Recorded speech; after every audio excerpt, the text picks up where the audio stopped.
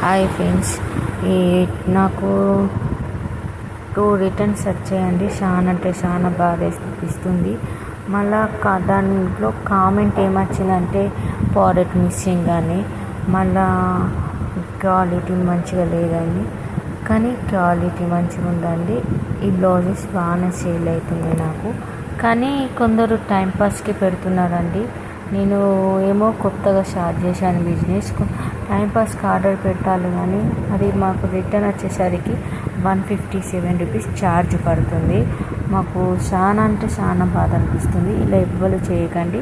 మీకు కావాలనిపిస్తే బై చేయండి, లేకపోతే లేదండి. మిమ్మల్ని ఇబ్బంది పెట్టేటోళ్ళు ఎవ్వరు లేరు. ఒకప్పుడు నేను కూడా ఇలా క్యాన్సిల్ చేసిన, అప్పుడు నాకు ఏం అనిపించలేదు, ఏదో రిటర్న్ పెట్టిన కదా అని అనుకున్నా.